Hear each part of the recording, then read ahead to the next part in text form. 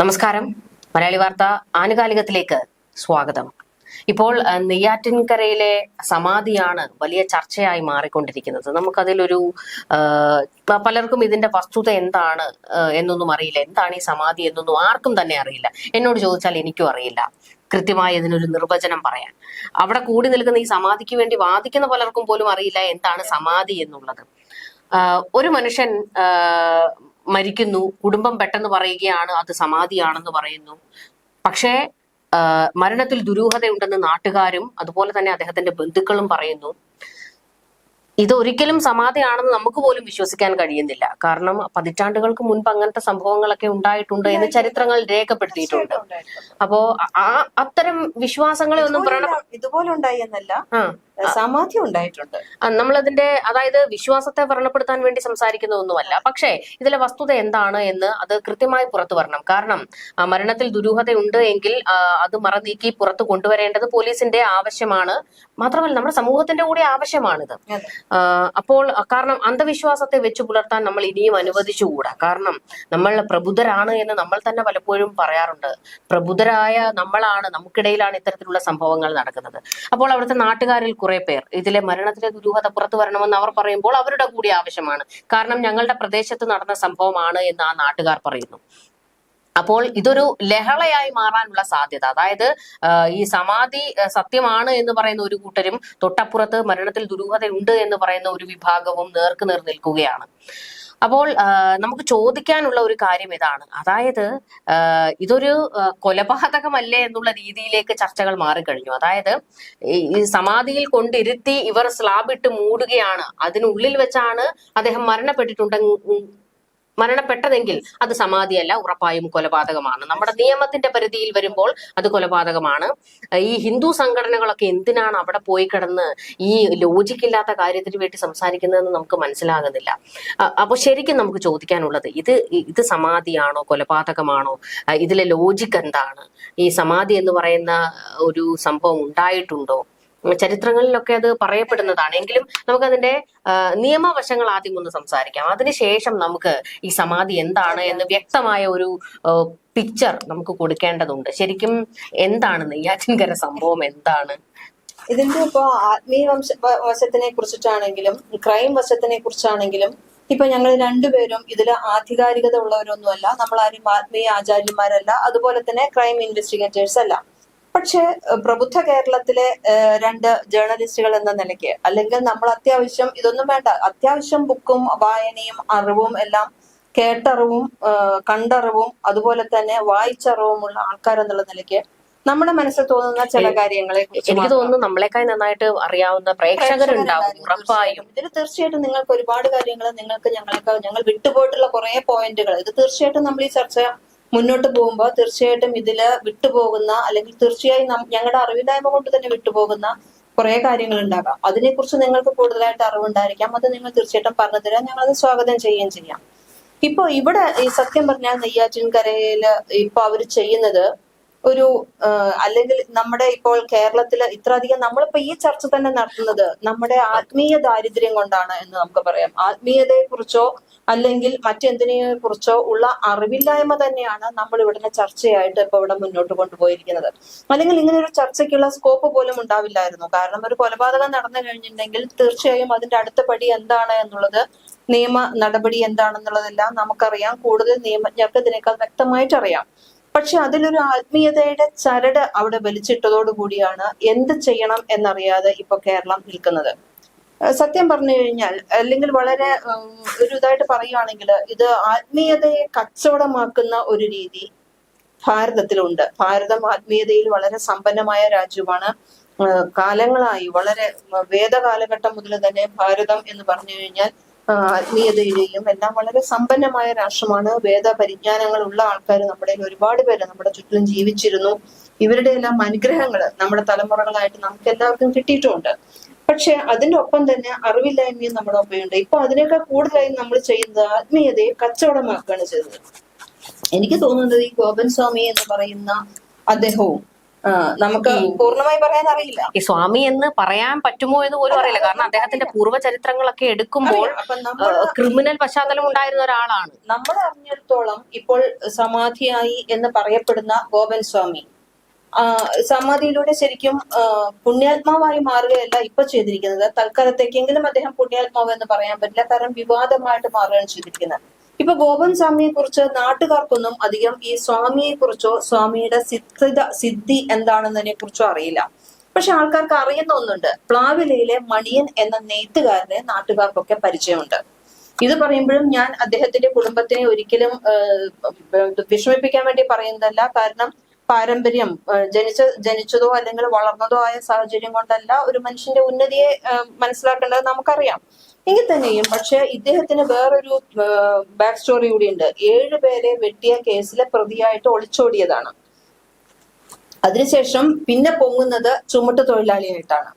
ആറാലുമൂട് ചന്തയ്ക്ക് സമീപം BMS യൂണിയനിലെ ചുമട്ട് തൊഴിലാളിയായിട്ട് ജോലി ചെയ്തിട്ടുണ്ട്. ആ ഇടയ്ക്ക് വീണ്ടും ഒരു തീവെപ്പ് കേസിൽ പ്രതിയായിട്ടുണ്ട്. അവിടെ നിന്ന് വീണ്ടും ഒളിച്ചോടിയതാണ്. പിന്നെ പൊങ്ങിയതാണ് സ്വാമിയായിട്ട്. ഇപ്പൊ 20 വർഷത്തിന് മുമ്പ് കാവുവിളയിലെ വീടും അമ്പലവും നിർമ്മിച്ചു, ക്ഷേത്രം നിർമ്മിച്ചു, പൂജ തുടങ്ങി. പൂജ തുടങ്ങിയതിനു ശേഷം സ്വാമി പക്ഷെ ജനങ്ങളിൽ നിന്നെല്ലാം വളരെ അകന്നു, ഒരു ആത്മീയ പരിവേഷം സ്വയം ഏറ്റെടുത്തു. ഇങ്ങനെയായിരുന്നു ഇദ്ദേഹത്തിന്റെ വളർച്ചയെ കുറിച്ച് പറയുന്നത്. അപ്പൊ ഇവിടെയും നമ്മളിപ്പോ പുരാണം ഇതും കൂട്ടി പറയുകയാണെങ്കിൽ ഒരുപക്ഷെ ചോദിക്കുന്നവരുണ്ടാവാം, വാൽമീകി ആരായിരുന്നു ചോദിക്കുന്നവരുണ്ടാവാം, അതുകൊണ്ടാ പറഞ്ഞ പൂർവ്വജന്മത്തിൽ ഇവർ പറയുന്നത് സ്വാമി പൂർവ്വജന്മമാണ്. അല്ല, പക്ഷെ അപ്പോഴും നമുക്ക് പറയാൻ പറ്റുന്ന ഒരു പോയിന്റ് ഉണ്ട്. കാരണം ഇന്ന് എനിക്കിപ്പോ സന്യാസി ആകണമെന്ന് ഞാൻ ഇന്ന് തീരുമാനിച്ചിട്ട് നാളെ പോയി സന്യാസി ആകാൻ എനിക്ക് പറ്റില്ലല്ലോ. പറ്റില്ല. ഇനി നമ്മൾ അറിയുന്ന അദ്ദേഹം ഇപ്പോൾ ഈ ഗോപൻ സ്വാമി എന്ന് പറയുന്ന ആള് കുറെ മാസങ്ങളിലായിട്ട് കിടപ്പ് രോഗിയാണ് എന്ന് ആദ്യം ബന്ധുക്കൾ പറഞ്ഞു. ആദ്യം അച്ഛനും മക്കളും അമ്മയും എല്ലാം പറഞ്ഞിരുന്നത് കിടപ്പ് രോഗി അല്ല എന്നായിരുന്നു. പക്ഷെ ഇന്നലത്തെ വീഡിയോകളിൽ അമ്മയുടെയും ഈ മൂത്ത മകന്റെയും വായിൽ നിന്ന് തന്നെ വരുന്നുണ്ട്, വാർദ്ധക്യ സഹജമായ അസുഖങ്ങൾ ആർക്കാണ് ഇല്ലാത്തത് എന്ന് പറയുന്നുണ്ട്. അപ്പോൾ അദ്ദേഹം വയ്യാത്ത ആള് തന്നെയായിരുന്നു എന്ന് മാത്രമല്ല, ഏറ്റവും തമാശയായിട്ട് എനിക്ക് തോന്നിയ വേറൊരു കാര്യമുണ്ട്. സമാധിയാകാൻ പോയത് എങ്ങനെയാണെന്നറിയോ? പ്രഷറിന്റെ മരുന്ന് ഷുഗറിന്റെ മരുന്നും കഴിച്ച് വയറ് നിറച്ച് ഭക്ഷണം കഴിച്ചതിന് ശേഷമാണ് സമാധിയാകാൻ പോകുന്നത്. അവിടെ ഒരു ചെറിയ താളപ്പഴ വരുന്നുണ്ട്. കാരണം ഇതിനു മുമ്പ് നമ്മൾ മനസ്സിലാക്കിയെടുത്തോളം നമ്മൾ കുറച്ച് അത്യാവശ്യം നമ്മളൊക്കെ ഒരു വിശ്വാസമുള്ള കൂട്ടത്തിലായിരിക്കുമല്ലോ. അങ്ങനെ പറയുമ്പോൾ നമ്മൾ പൊതുവെ നമ്മളൊരു അമ്പലത്തിൽ പ്രാർത്ഥിക്കാൻ പോവുകയാണെങ്കിൽ പോലും നമ്മൾ പറയും ഭക്ഷണം നമുക്ക് തൊഴുത് വന്നിട്ട് കഴിക്കാം എന്ന് പറയുന്ന ഒരു ശീലം ഞങ്ങളുടെയൊക്കെ നാട്ടിലുണ്ട്. എനിക്കില്ല. പൊതുവെ അങ്ങനെ പറയും. നമ്മൾ പറയുമ്പോ ഗുരുവായൂരമ്പലത്തിലോ അല്ലെങ്കിൽ മറ്റേതെങ്കിലും അമ്പലത്തിലേക്ക് പോവുകയാണെങ്കിൽ നമ്മൾ പറയും അല്ല, അതൊരു അന്ധവിശ്വാസമല്ലേ? ഏതെങ്കിലും ദൈവം പറഞ്ഞിട്ടുണ്ടോ എനിക്ക് വേണ്ടി നിങ്ങൾ ഭക്ഷണം കഴിക്കാതിരിക്കണം? പക്ഷെ പൊതുവെ നമ്മളിൽ അങ്ങനെ ഒരു വിശ്വാസം ഉള്ളിലുള്ളവർക്ക് നമ്മൾ പറയും ഭക്ഷണം കഴിക്കുന്നത് തൊഴുത് വന്നതിന് ശേഷം നമുക്ക് ഭക്ഷണം കഴിക്കാം എന്നൊരു തോന്നൽ അവിടെ ഉണ്ട്. പക്ഷെ ഞാനിത് ജസ്റ്റ് പറഞ്ഞു എന്നേ ഉള്ളൂ. ഭക്ഷണം കഴിച്ചിട്ട് സമാധി ആയതുകൊണ്ട് കുഴപ്പമൊന്നുമില്ല. എന്നാലും പക്ഷെ അല്ല, ഭക്ഷണം കഴിച്ചിട്ട് സമാധി ആയിക്കോ, പക്ഷെ ഈ മരുന്ന് കഴിച്ചിട്ട് സമാധിയാകാൻ പോകുന്നത് ഞാൻ ആദ്യം. അതിന് പക്ഷെ ഒരു കാരണമുണ്ട്. എന്താന്ന് വെച്ചാൽ കൈലാസത്തിൽ എത്തുമ്പോ കാരണം എന്താണെന്ന് വെച്ച് കഴിഞ്ഞാൽ ഇവിടെ ഏറ്റവും എന്നിട്ട് ഇയാള് ഈ പാറശാല സർക്കാർ ആശുപത്രിയിലെ ചികിത്സയിലുള്ള ആളാണ്. കഴിഞ്ഞ ദിവസമാണ് പക്ഷെ പറയുന്നത് ഗോപൻ സ്വാമി എഴുന്നേറ്റ് നടന്നു പോയി സമാധി തറയിൽ പോയി പത്മാസനത്തിൽ ഇരിക്കാന്ന് പറഞ്ഞു. പത്മാസനം എന്ന് പറഞ്ഞാൽ എന്താണ്? പത്മാസനത്തിൽ എന്ന് വെച്ച് കഴിഞ്ഞാൽ ശരിക്കും അതിന്റെ ചെറുപുത്ര കാണിക്കാനൊന്നും ഇപ്പൊ നമുക്കിപ്പോ ഇവിടെ എന്തായാലും പറ്റൂല. പറയുമ്പോൾ അതിൽ നോക്കുമ്പോ അതൊരു യോഗ പൊസിഷനാണ്. അപ്പൊ അതില് പ്രധാനമായിട്ടും ഇവിടെ വെച്ച് നമ്മൾ പറയാന്ന് വെച്ച് കഴിഞ്ഞാൽ 2 കാലും ഭുജത്തിലേക്ക് നീക്കി വെക്കണം. ഈ വലതുകാല് ഇടതുകാലിന്റെ ഭുജത്തിലേക്കും വലതുകാലിന്റെ ഭുജത്തിലേക്കും നീക്കി വെച്ച് നട്ടെല്ല് നിവർത്തിയിരുന്ന് ചിന്മുദ്രയിൽ ഇരുന്നിട്ടാണ് പത്മാസനം വരുന്നത്. അങ്ങനെ വരുന്ന സമയത്താണ് നമ്മുടെ ഷടാധാരങ്ങളെ ഉണർത്തുന്നതിനുള്ള കഴിവ് നമുക്കുണ്ടാകും. ഷടാധാരങ്ങൾ എന്ന് പറയുമ്പോൾ അതിലേക്ക് വരാം. അപ്പൊ അങ്ങനെ ഒരു സംഭവം ഉണ്ട്. അപ്പൊ പത്മാസനത്തിൽ ഇരിക്കുന്നത്, അപ്പൊ ഒരു കിടപ്പ് രോഗിയായിട്ടുള്ള ആൾക്ക് ഇത് തീർച്ചയായിട്ടും എളുപ്പമല്ല. ഇനി അദ്ദേഹം ഒരു യോഗിയായിരുന്നു. അപ്പോൾ എന്റെ ഒരു സംശയമാണ് ഞാൻ ചോദിക്കുന്നത്, ഇത്രത്തോളം ആരോഗ്യ പ്രശ്നങ്ങളുള്ള ഒരാൾക്ക് ഈ പൊസിഷനിൽ ഇരിക്കാൻ കഴിയും? അതാണ് പറയുന്നത്. അതാണ് ഞാനിപ്പോ പറഞ്ഞത്. അദ്ദേഹം ഒരു അസാമാന്യ യോഗിയാണെങ്കിൽ മരുന്ന് കഴിക്കേണ്ട ആവശ്യമില്ലല്ലോ. യോജിക്കും മരുന്ന് കഴിക്കാലോ. അല്ല, അസാമാന്യ കഴിവുകളുള്ള ഒരാൾക്ക് മരുന്ന് കഴിക്കേണ്ട ആവശ്യമുണ്ടോ? അല്ല, എന്റെ ചോദ്യം അതാണ്. അപ്പോൾ അങ്ങനെ ഇരിക്കാൻ ഇത്രത്തോളം ഈ യോഗ പൊസിഷൻ എന്ന് പറയുമ്പോൾ അത്ര നിസ്സാരമായിട്ടുള്ള കാര്യമല്ല. അത്രത്തോളം മറ്റേ ബോഡി വഴങ്ങുന്ന ഒരാൾക്ക് പറ്റുന്ന കാര്യങ്ങളാണ് അതൊക്കെ. അപ്പോൾ ഈ കുട്ടികളായിരുന്ന സമയത്ത് ഇപ്പൊ നമ്മളൊക്കെയും അങ്ങനെയൊക്കെ ഇരുന്നിട്ടുണ്ടാവും, തമാശക്കും കളിക്കും അങ്ങനെയെല്ലാം. നമ്മള് അതിലൊരു പോയിന്റ് ഉണ്ട്. അല്ല, അതിലൊരു പോയിന്റ് ഉണ്ട്. നമുക്ക് ഈ കാലിന്റെ ഈ തള്ള വിരലെടുത്ത് വായിൽ വെച്ച് കടിക്കാൻ പറ്റുമോ? പറ്റത്തില്ല. പക്ഷെ കുഞ്ഞുങ്ങൾക്ക് അതിന് പറ്റും. അപ്പൊ അവരുടെ ബോഡി ലാംഗ്വേജ് അതാണ്. ഈ യോഗ കാലങ്ങളായി അഭ്യസിക്കുന്ന ആൾക്കാർക്ക് ഇതൊക്കെ പറ്റുന്നതാണ്. ഈ പറയുന്ന എനിക്കും കാലങ്ങളായിട്ട് അത് ചെയ്ത് ശീലമുണ്ടെങ്കിൽ എനിക്കും ഇതൊക്കെ പറ്റും. പക്ഷെ ഈ ആരോഗ്യ പ്രശ്നങ്ങളുള്ള ഒരാൾക്ക് അത് കഴിയുമോ എന്നുള്ള ഒരു ചോദ്യമുണ്ട്. അപ്പൊ എന്തായാലും പക്ഷെ മകൻ പറയുന്നത് ഇങ്ങനെ ഭക്ഷണം എല്ലാം കഴിച്ചതിന് ശേഷം സമാധി തറയിലേക്ക് പോയി. അപ്പൊ അദ്ദേഹത്തിന് വളരെ ഒരു ഉദിച്ചു നിൽക്കുന്ന ചൈതന്യം അദ്ദേഹത്തിന് ഉണ്ടായിരുന്നു.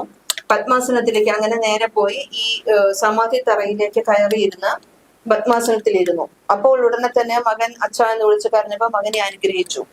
പിന്നത്തെ തമാശയാണ്, അരമണിക്കൂറിനുള്ളിൽ അച്ഛൻ കൈലാസത്തിലേക്ക് പോകുന്നത് സാക്ഷിയായി എന്നാണ് മകൻ പറയുന്നത്. ഇത് പക്ഷെ നമ്മുടെ ചരിത്രത്തില്, നമ്മുടെ ഐതിഹ്യങ്ങളില് ഒന്നും തന്നെ ഇങ്ങനൊരു സംഭവം കേട്ടിട്ടില്ല. അതായത് പോകുന്നത് ഒരു യോഗ അറിയുന്നവര് നമ്മുടെ പ്രേക്ഷകരിൽ ഒരുപാട് പേര് യോഗ അറിയുന്നവരുണ്ടായിരിക്കും, യോഗ സ്ഥിരം ചെയ്യുന്നവരുണ്ടായിരിക്കാം. പക്ഷെ അതിനെക്കുറിച്ച് ചെയ്യുന്നില്ലെങ്കിലും അറിവുകളുള്ള മനുഷ്യന്മാരുണ്ടായിരിക്കാം. പക്ഷെ പിന്നെ മകൻ പറയുന്നത് എന്താന്ന് വെച്ച് കഴിഞ്ഞാൽ അച്ഛൻ കൈലാസത്തിലേക്ക് പോകുന്നത് കണ്ടു എന്നാണ്. ഇത് പക്ഷെ ഇതുവരെയുള്ള ചരിത്രത്തിലോ ഐതിഹ്യങ്ങളിലോ ഒന്നും തന്നെ കേട്ടിട്ടില്ല. കാരണം ഇദ്ദേഹം തന്നെ പറയുന്നുണ്ട്, ഇന്നലെ എല്ലാം ഉള്ള വീഡിയോകളിലെല്ലാം ആവർത്തിച്ച് മക്കൾ പറഞ്ഞുകൊണ്ടേയിരിക്കുന്നത് ഈ ധ്യാനത്തിൽ ഇരിക്കുന്ന സമയത്ത് ആരും ശല്യപ്പെടുത്താൻ പാടില്ല, ആരും ഇതിനെ കളങ്കപ്പെടുത്താൻ പാടില്ല എന്നെല്ലാം പറയുന്നുണ്ട്. അപ്പൊ പിന്നെ ഈ മകൻ ഇത് ഇവിടെ ഇരുന്നിട്ട് അച്ഛൻ കൈലാസത്തിലേക്ക് പോകുന്നത് നോക്കിയിരുന്നു എന്ന് പറയുന്നത് തന്നെ എന്തൊരു വിഡിത്തമാണ് എന്ന് മാത്രമേ പറയാൻ പറ്റുള്ളൂ. കാരണം അച്ഛനല്ലേ യോഗിയുള്ളൂ, മകൻ പൂജാരി മാത്രമാണല്ലോ. അല്ല, അവിടെയാണ് എന്റെ ഒരു ഏറ്റവും പ്രധാനപ്പെട്ട ഒരു ചോദ്യമുള്ളത്. അതായത് ഈ സമാധി എന്ന് പറയുമ്പോൾ ഒരാൾ പോയി സമാധിയിലിരിക്കുന്നു, അരമണിക്കൂറിനുള്ളിൽ സമാധിയാകുന്നു, എന്നിട്ട് കൈലാസത്തിലേക്ക് പോകുന്നതാണോ സമാധി? എന്നിട്ട് കൈലാസത്തിലേക്ക് പോയി കഴിഞ്ഞപ്പോ പിന്നെ മകൻ അച്ഛൻ പോയല്ലോ, അപ്പൊ എനിക്ക് ടാറ്റ കാണിച്ച് പോയത് കാരണം വേഗം പിന്നെ അവിടെ എണീച്ച് വേഗം സ്ലാബ് ഇട്ട് മൂടി. ഇനി എങ്ങാനും തിരിച്ചു വന്നിട്ട് എങ്ങാനും സ്ലാബ് തുറന്നെങ്കിലോ എന്ന് വിചാരിച്ചിട്ട് എന്നെ ചാന്തിട്ട് മൂടി ഉറപ്പിച്ച് വീട്ടിലെത്തി. എന്നിട്ട് അമ്മയോടൊക്കെ പറഞ്ഞു അച്ഛൻ ഇങ്ങനെ സമാധിയായിട്ട് പോയിട്ടുണ്ടെന്ന് പറഞ്ഞു. പക്ഷേ ഇതൊക്കെ അല്ല, മകൻ ഇങ്ങനെ പറയുന്നു. പക്ഷെ അമ്മയുടെ ഒരു പ്രസ്താവന പുറത്തേക്ക് വന്നത്, അതായത് ഞാൻ ചെന്ന് നോക്കുമ്പോൾ ഗോപൻ സ്വാമി ശ്വാസം അടക്കി പിടിച്ച് സമാധിയിൽ ഇരിക്കുന്നു, മക്കള് രണ്ടുപേരും ചേർന്ന് ചുടുകട്ട കൊണ്ട് അത് ഉറപ്പിക്കുന്നു, എന്നിട്ട് സ്ലാബ് ഇടുന്നു. അപ്പൊ അത് കൊലപാതകമല്ലേ? കൊലപാതകം എങ്ങനെയാണ് സമാധി? ഇതിന്റെ പേരാണ് കൊലപാതകം എന്ന്. കാരണം നമ്മൾ ധ്യാനത്തിലിരിക്കുമ്പോ ഞാൻ ചോദിക്കട്ടെ, ഒരു യോഗി പൊസിഷനിലുള്ള ഒരാൾ അല്ലെങ്കിൽ യോഗിയായിട്ടൊരാള് കുറച്ചു നേരം ഒന്ന് ധ്യാനിച്ചിരുന്നു എന്ന് വിചാരിച്ചു കഴിഞ്ഞിട്ടുണ്ടെങ്കിൽ ഇയാളെ പിടിച്ചിട്ട് കല്ലറക്കിട്ടിട്ട് അടച്ചു പോകും. ഈ മകൻ ഇങ്ങനെയൊക്കെ പറഞ്ഞതിന് മകൻ ആധികാരികമായി മാധ്യമങ്ങൾക്ക് മണ്ടത്തരം പറയുകയാണ്.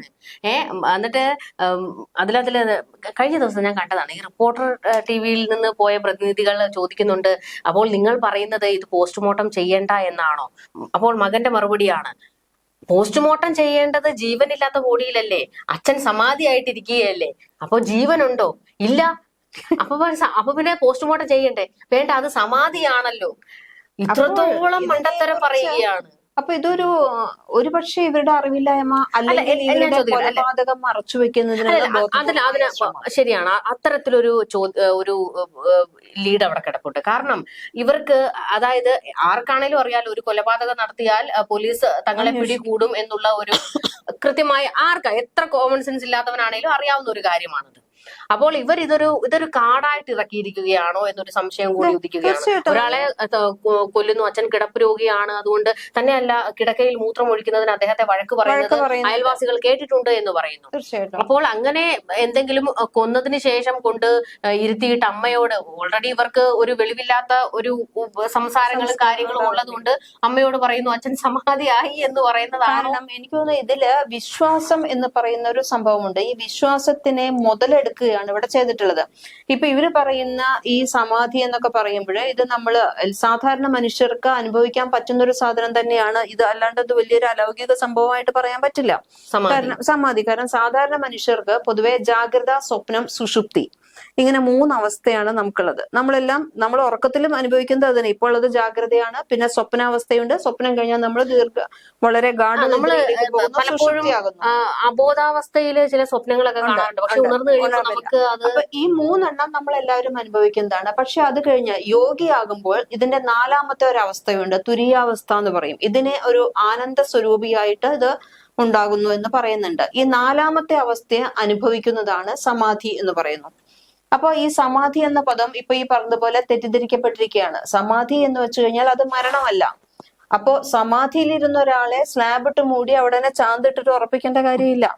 സമാധി എന്നുള്ള അവസ്ഥ കഴിഞ്ഞാൽ ഇപ്പൊ മനുഷ്യ ശരീരത്തില് നേരത്തെ നമ്മൾ പറഞ്ഞതുപോലെ 6 ആധാര ചക്രങ്ങൾ ഉണ്ടെന്ന് പറഞ്ഞു. അതെന്ന് വെച്ചാൽ മൂലാധാരം, സ്വാധിഷ്ഠാനം, മണിപൂരകം, അനാഹതം, വിശുദ്ധി, ആജ്ഞ, ഇങ്ങനെ 6 ചക്രങ്ങളാണ് നമ്മുടെ ഇതിലുള്ളത്.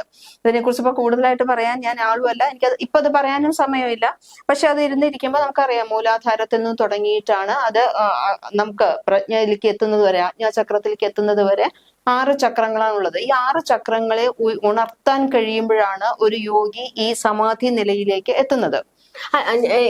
ഞാൻ കേട്ട ഒരു കാര്യമാണ്. അതായത് ഈ പറയുന്ന നമുക്കൊന്നും കഴിയില്ല, പക്ഷെ ഒരു സന്യാസിക്ക്, പൂർണ്ണനായ ഒരു സന്യാസിക്ക് സമാധിയിൽ പോയി തിരികെ വരാനുള്ള കഴിവുണ്ട് എന്ന് തീർച്ചയായിട്ടും. അതാണ് പറഞ്ഞത്, സമാധിയിലേക്ക് പോവുക എന്ന് പറഞ്ഞു കഴിഞ്ഞാൽ മരണമാണെന്ന് പറയുന്നില്ല. ഈ യോഗികൾ എല്ലാവരും തന്നെ ഇത് ആദ്യം തന്നെ ഈ മൂലാധാരത്തിനെ ഉണർത്തുന്ന സംഭവം ഉണ്ടല്ലോ, ആദ്യത്തെ ചക്രമായ മൂലാധാരത്തിനെ ഉണർത്തുന്നത് നമ്മളുടെ ഇടയിൽ തന്നെ ഒരുപാട് പേർക്ക് ചെയ്യാൻ കഴിയുന്ന കാര്യമാണ്. അത് കഴിഞ്ഞ് സ്വാധിഷ്ഠാനം, മണിപൂരകം, അനാഹതം, വിശുദ്ധി എന്നൊക്കെ പറഞ്ഞ് അത് ഉയർത്ത് വരുംതോറും നമ്മൾക്ക് അത് ആ ഒരു കഴിവ് മനുഷ്യന് ഉള്ളത് തന്നെയാണ്. ആ യോഗവും അല്ലെങ്കിൽ യോഗ, ധ്യാനം, ഇത് രണ്ടും കൊണ്ട് ഓരോ മനുഷ്യനും നമുക്ക് നമ്മുടെ ജനന മരണങ്ങളെ പോലും നിയന്ത്രണത്തിൽ കൊണ്ടുവരാൻ നമുക്ക് കഴിയും എന്ന് പറയുന്നുണ്ട്. അതുകൊണ്ട് തന്നെയാണ് ഭീഷ്മാചാര്യരുടെയൊക്കെ സ്വച്ഛന്ത മൃത്യു എന്നുള്ള സംഭവം നമ്മൾ കേട്ടിട്ടുണ്ട്. കാരണം ഇതൊരു മനുഷ്യന് സാധിക്കുന്നതാണ്. നമ്മൾക്ക് നമ്മുടെ ഇതിനെ കുറിച്ച് അങ്ങനെ സാധിക്കണമെങ്കിൽ തന്നെയും അതിന് അത്രത്തോളം ഏകാഗ്രത അവിടെ വേണ്ട. അല്ലാതെ മകൻ നോക്കി നിൽക്കുന്നിട്ടുള്ള ഏകാഗ്രതയല്ല ഇവിടെ പറയുന്നത്. പിന്നെ ഒരാൾ വന്ന് യഥാർത്ഥത്തിൽ അയാൾ യോഗിയായി അതുപോലെ ധ്യാനത്തിൽ ഇരിക്കുകയാണെങ്കിൽ ഒരാൾ വന്ന് നോക്കുകയോ മഴ പെയ്യോ കാറ്റടിക്കുകയോ എന്ത് തന്നെ ചെയ്തു കഴിഞ്ഞാലും ഇത് അറിയാൻ പോകുന്നില്ല. അപ്പൊ അടിസ്ഥാനപരമായിട്ടുള്ള ഒരു ജീവശക്തിയുണ്ട്. ഈ ജീവശക്തിയെ കുണ്ടലിനി എന്നാണ് പറയുന്നത്. ഇത് ഓരോ മനുഷ്യന്റെ ഉള്ളിലും ഉണ്ട്. അപ്പൊ സ്ഥിരമായിട്ട് യോഗ, ധ്യാനം തുടങ്ങിയ ചെയ്യുകയാണെങ്കിൽ ഈ ശക്തിയെ ഉണർത്താനും ഉയർത്താനും മനുഷ്യന് കഴിയും എന്നുള്ളത് വാസ്തവമാണ്.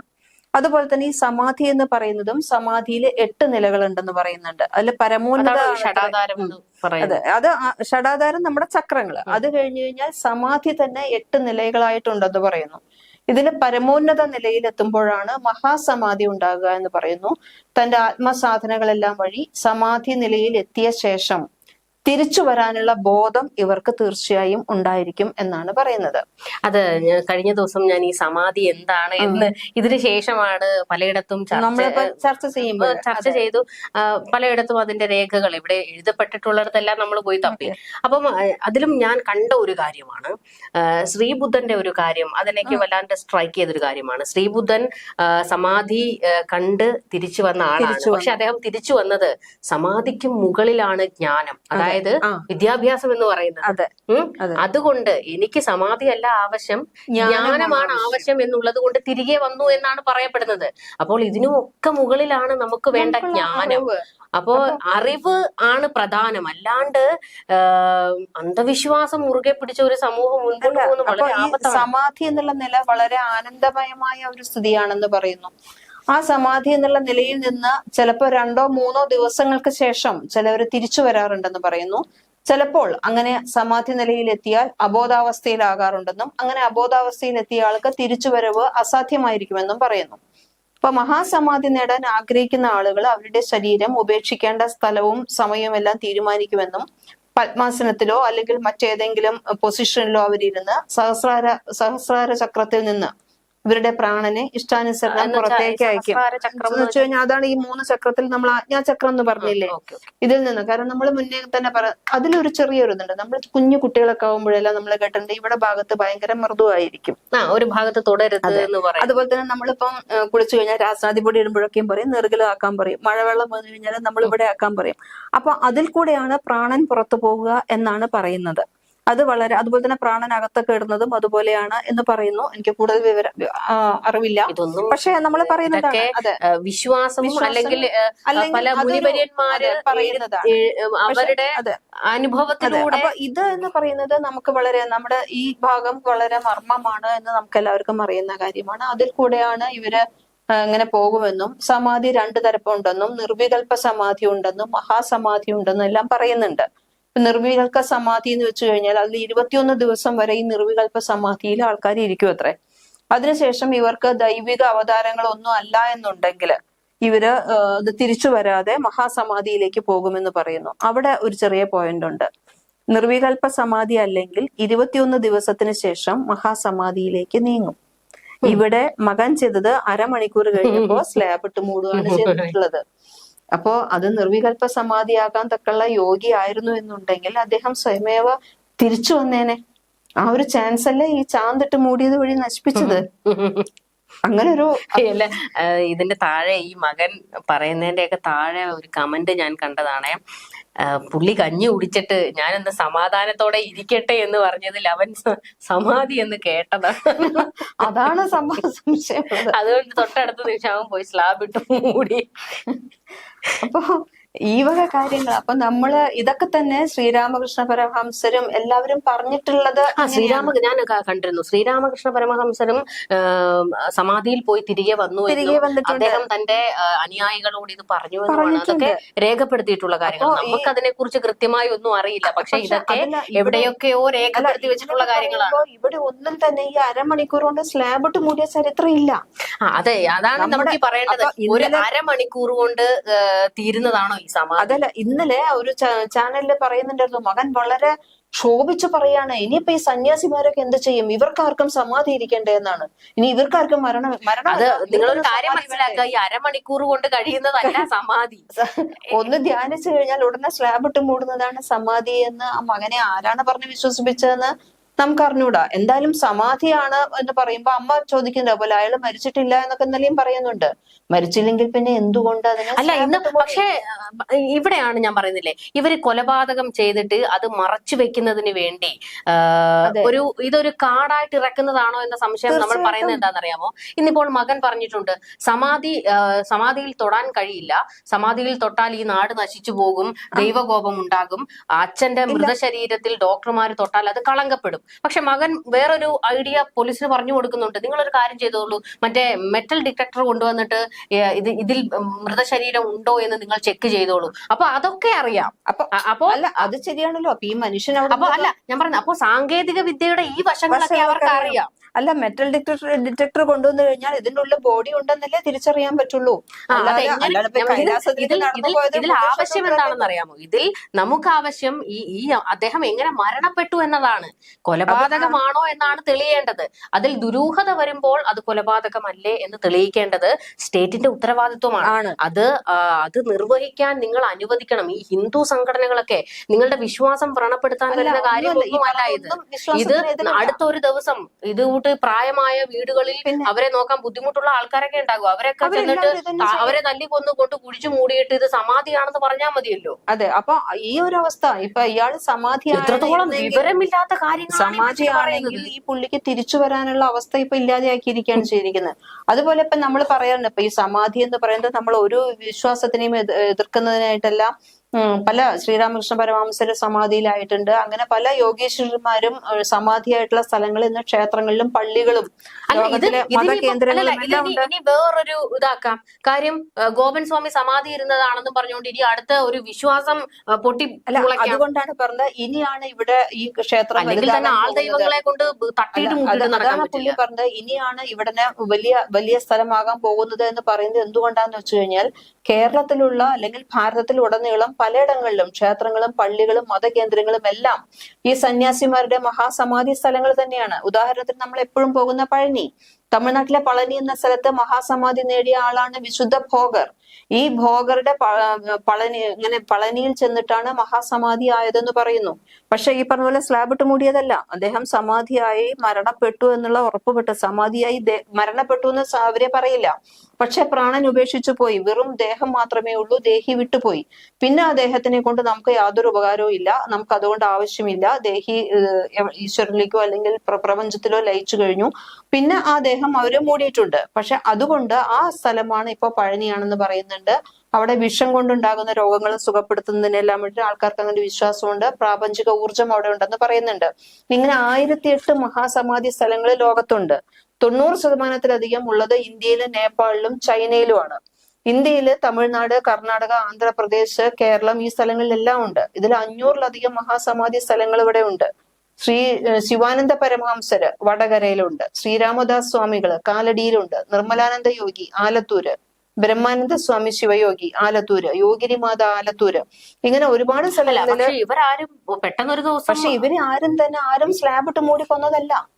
ഇവരെല്ലാവരും ഇതിലിപ്പോ ഈ ഹിന്ദു സംഘടനകൾ ഉയർത്തുന്ന ഒരു വാദം, ഇത് ഹിന്ദു സമൂഹത്തിന്റെ ആചാരമായതുകൊണ്ടാണ് നിങ്ങൾ ഇതിനെ എതിർക്കുന്നത്, ഇതൊരു ഇവിടെ കമ്മ്യൂണിസ്റ്റ് സർക്കാർ ഉള്ളത് കൊണ്ടാണ്. അതൊന്നുമല്ല. ഞാൻ പറയട്ടെ, ഇതിപ്പോൾ ഹിന്ദുവിന്റെ സമാധിയാണെങ്കിലും അല്ലെങ്കിൽ ഏതെങ്കിലും ഒരു ക്രിസ്ത്യാനിയുടെ കല്ലറയാണെങ്കിലും ഏതെങ്കിലും മുസ്ലിമിന്റെ ഖബറിടമാണെങ്കിലും മരണത്തിൽ ദുരൂഹത ഉണ്ടെങ്കിൽ അത് പൊളിച്ചേ മതിയാകൂ, പോസ്റ്റ്മോർട്ടം നടത്തിയേ മതിയാകൂ. അതല്ല എന്ന് വിചാരിക്കുക, ഇദ്ദേഹം യഥാർത്ഥ യോഗിയാണെന്നും ഇന്ന കാലത്ത് അങ്ങനെ ഒന്നും ഉണ്ടെങ്കിൽ അത് വളരെ മഹാഭാഗ്യം നമുക്കും. എന്നാലും ബിപിക്ക് മരുന്ന് കഴിക്കുന്ന സന്യാസിയോട് ഞാൻ പറഞ്ഞു കഴിഞ്ഞില്ല. അപ്പൊ അങ്ങനെ ഒന്ന് യഥാർത്ഥ ഈ മക്കൾ പറയുന്നതെല്ലാം സത്യമാവുകയും നമ്മൾ പറഞ്ഞത് തെറ്റായി പോകും, ഇദ്ദേഹം മഹായോഗിയായി ധ്യാനത്തിൽ ഇരിക്കുകയും ചെയ്യുകയാണ് ഇപ്പോഴും എന്നുണ്ടെങ്കിൽ തീർച്ചയായും അത് തെളിയിക്കേണ്ട ഉത്തരവാദിത്വവും അവർക്കുണ്ട്. അദ്ദേഹം യഥാർത്ഥ യോഗിയാണെന്നുണ്ടെങ്കിൽ സത്യം പറഞ്ഞു കഴിഞ്ഞാൽ ഇപ്പൊ അതൊരു പരിഹാസപാത്രമായി നിൽക്കുകയാണ് ചെയ്യുന്നത്. ഈ ഗോപൻ സ്വാമി എന്ന് പറയുന്ന ആള്. അപ്പൊ അദ്ദേഹം ഇപ്പോഴും ധ്യാനത്തിലാണെങ്കിൽ, കാരണം നമ്മുടെ ഇത് വെച്ച് നോക്കുമ്പോൾ 21 ദിവസം വരെ ധ്യാനത്തിലിരുന്നവരുണ്ട്. അപ്പൊ അങ്ങനെയാണെന്നുണ്ടെങ്കിൽ അദ്ദേഹം ഇപ്പോഴും ജീവനോടെയാണ് ഇരിക്കുന്നതെങ്കിൽ, അല്ലെങ്കിൽ അദ്ദേഹത്തിന്റെ പ്രാണൻ പോയതാണെങ്കിൽ, ഇത് എന്താണെങ്കിൽ തന്നെയും നമുക്കിപ്പോൾ അതിന് വളരെ അത്യാധുനികമായിട്ടുള്ള സംവിധാനങ്ങളുണ്ട്. ഇദ്ദേഹം മരിച്ചതിന് ശേഷമാണോ അല്ലെങ്കിൽ ഇദ്ദേഹത്തിന്റെ പ്രാണൻ പോയതിനു ശേഷമാണോ ഈ സ്ലാബ് ഇട്ട് മൂടിയത് എന്നറിയാനുള്ള അവകാശം നമുക്ക് ഉണ്ട്. അതില്ല എന്നുണ്ടെങ്കിൽ ഈ സിദ്ധവും വൈദ്യവും എല്ലാം തന്നെ നമുക്ക് മാറി നിൽക്കേണ്ടി വരും. കാരണം ഇത് കേരളമാണ്. തീർച്ചയായിട്ടും ഒരു സിനിമയിൽ കണ്ടു കഴിഞ്ഞാൽ പോലും, ഇപ്പൊ ദൃശ്യം സിനിമ കണ്ടിട്ട് അതുപോലുള്ള കൊലപാതകങ്ങൾ അരങ്ങേറിയിട്ടുള്ള നാടാണ്. പക്ഷേ ഉണ്ടല്ലോ, അങ്ങനെ വെച്ച് നോക്കുമ്പോഴത്തേക്ക് എനിക്ക് നെയ്യാറ്റിൻകരയിൽ ഒരു വെളിച്ചം എനിക്ക് അപ്പോഴും അവിടെ കാണാൻ കഴിയുന്നത്, അവിടുത്തെ കുറെ നാട്ടുകാർ സംഘടിച്ചിട്ട് ഇത് ഞങ്ങൾ അനുവദിക്കില്ല എന്ന് പറയുന്ന ഒരു വിഭാഗമുണ്ട്. പക്ഷെ ഇത് പറയട്ടെ, ഈ പത്തനംതിട്ടയിൽ നടന്ന നരബലി, ആ ഒരു വീടിന് തൊട്ടടുത്ത് പല വീടുകൾ ഉണ്ടായിട്ടും ആരും അറിഞ്ഞില്ല. അവിടെ അത്രത്തോളം വലിയ പൈശാചികമായ ഒരു കൃത്യം നടന്നു എന്ന്. അത് സംഭവിച്ചതിന് ശേഷം ഇതുപോലുള്ള ബലികൾ വീണ്ടും നടക്കുകയാണ് ചെയ്യുന്നത് നമ്മുടെ നാട്ടിൽ. ഇപ്പൊ ഇന്ന് നമ്മൾ ഈ നെയ്യാറ്റിൻകരയിലെ ഈ സംഭവം അനുവദിച്ചു കൊടുത്താൽ അത് നമ്മൾ ക്രൈം പ്രൊമോട്ട് ചെയ്യുന്നത് പോലെ ആയിപ്പോകും. നമ്മുടെ നാട്ടില്, നമ്മുടെ കേരളത്തില് അച്ഛനെയും അമ്മയും, പ്രായമായ അച്ഛനെയും അമ്മയും വൃദ്ധസദനത്തിലാക്കുന്നത് അത്ര പ്രാവർത്തികമായിട്ടില്ല, അത് അത്ര ഡെവലപ്ഡ് ആയിട്ടില്ല. ആൾക്കാർക്ക് ഇപ്പോഴും അതിൻ്റെ ഉള്ളിൽ മക്കൾക്ക് പേടിയുണ്ട്. നാട്ടുകാർ കേട്ട് കഴിഞ്ഞാൽ എന്തു പറയും, നീ നിന്റെ അച്ഛനും അമ്മയും ഇവിടെ കൊണ്ടാക്കിയില്ലേ എന്നുള്ളത്. ഇപ്പൊ അതിനൊക്കെ വളരെ എളുപ്പമായിരിക്കുക. ഒരു കല്ലറ കെട്ടിയാൽ മതി. സമാധിയാണെന്ന് പറഞ്ഞാൽ വളരെ ദൈവികമായിട്ടൊരു സംഭവം കിട്ടുക എന്നുള്ളൊരു ഇതിലേക്ക് ദയവ് ചെയ്ത് നമ്മുടെ മതത്തെ കൊണ്ടുവരരുത്. നിങ്ങൾ ഇതിൽ മതമായി കൂട്ടിക്കെട്ടരുത്. ഇത് നിയമവശത്തിലൂടെ പോകേണ്ട ഒരു കാര്യമാണ്. കാരണം നിങ്ങൾ ഈ പറയുന്ന ഈ സമാധിയായി എന്ന് പറയുമ്പോൾ നിങ്ങൾക്ക് അതിന് കൃത്യമായ ഒരു നിർവചനം നൽകാൻ നിങ്ങൾക്ക് കഴിയുന്നില്ല. ഈ സമാധിയുടെ പ്രോപ്പർ ആയിട്ടുള്ള കാര്യങ്ങൾ അതിൽ നടന്നിട്ടില്ല. അപ്പോൾ പക്ഷെ മകൻ പറയുന്നു നിങ്ങൾ മറ്റേ ഡിറ്റക്ടർ ഉപയോഗിച്ച് അതിൽ ബോഡി ഉണ്ടോ നോക്കുന്നതിന്റെ ഉദാഹരണമല്ല. കാരണം നമുക്കറിയേണ്ടത് ഇദ്ദേഹത്തിന്റെ പ്രാണൻ പോയത് സന്യാസി തന്നെയായിരിക്കാം. പക്ഷെ ആ പ്രാണൻ ആജ്ഞാചക്രത്തിൽ കൂടെ പുറത്തു പോയത് ശേഷമാണോ സ്ലാബ് ഇട്ട് മൂടിയത് എന്നറിയാനുള്ള ഒരു ഉത്തരവാദിത്വം ജീവനോടെയാണ് നിങ്ങൾ അദ്ദേഹത്തെ അതിൽ സ്ലാബ് ഇട്ട് മൂടിയതെങ്കിൽ ഉറപ്പായും അത് അറിയിക്കാനുള്ള ഉത്തരവാദിത്വം നമ്മുടെ നിയമ സംഹിതയ്ക്കുണ്ട്, നമ്മുടെ നിയമത്തിനുണ്ട്. അതറിയാനുള്ള അവകാശം കേരളത്തിലുള്ള ഓരോ ഏറ്റവും പ്രധാനപ്പെട്ടതായിട്ടും ഈ കേരളത്തിലുള്ള പ്രായമായ മാതാപിതാക്കൾക്ക് അവരുടെ ഒരു സുരക്ഷയ്ക്ക് വേണ്ടി തീർച്ചയായിട്ടും ആ കല്ലറ പൊളിച്ച് എന്താണ് ഇതിന്റെ സത്യം, എന്താണ് ഇതിന്റെ പതിര് എന്നുള്ളത് തെളിയിക്കേണ്ട ഉത്തരവാദിത്വം കേരളത്തിലെ നമ്മുടെ ഭാരതത്തിലുള്ള എല്ലാവർക്കും തന്നെയുണ്ട്. നമ്മുടെ നിയമ സംവിധാനത്തിനുണ്ട്, നമ്മുടെ അതോറിറ്റീസിനുണ്ട്. അതറിയാനുള്ള അവകാശം നമ്മുടെ ജനങ്ങൾക്കുണ്ട്. തീർച്ചയായിട്ടും സമൂഹത്തെ ബാധിക്കുന്ന വിഷയമാണ്. അത് നമുക്ക് തീർച്ചയായിട്ടും നല്ലൊരു തീരുമാനം തന്നെ ഉണ്ടാകുമെന്ന് തന്നെ നമുക്ക് പ്രതീക്ഷിക്കാം. നമുക്ക് ഈ വിഷയത്തിൽ കൂടുതൽ ചർച്ചകൾ ആവശ്യമാണ്. കാരണം ഇതുപോലെയുള്ള അന്ധവിശ്വാസങ്ങളൊന്നും ഈ കാലത്ത് വെച്ചുപൊറുപ്പിക്കാൻ നമ്മൾ അനുവദിക്കരുത്. ആ കുടുംബത്തിൽ ഏതെങ്കിലും കൊച്ചുകുട്ടികൾ ഉണ്ടായിരുന്നോ എന്ന് അതിനെക്കുറിച്ച് നമുക്ക് കൃത്യതയില്ല. പക്ഷെ അങ്ങനെ ഉണ്ടെങ്കിൽ അവരെയും ഇത് തന്നെയല്ലേ പഠിപ്പിക്കുന്നത്. അടുത്തൊരു തലമുറയിലേക്ക് കൂടി ഈ അജ്ഞതയാണ് ഇവർ പകർന്നു കൊടുക്കുന്നത്. അപ്പോൾ ശരിക്കും എന്താണ് സംഭവിച്ചിരിക്കുന്നത് എന്നുള്ളതിൽ ഒരു കൃത്യമായ അന്വേഷണം വേണം എന്ന് തന്നെയാണ് പറയാനുള്ളത്. കൂടുതൽ ചർച്ചകളുമായി നമുക്ക് വീണ്ടും കാണാം. നമസ്കാരം.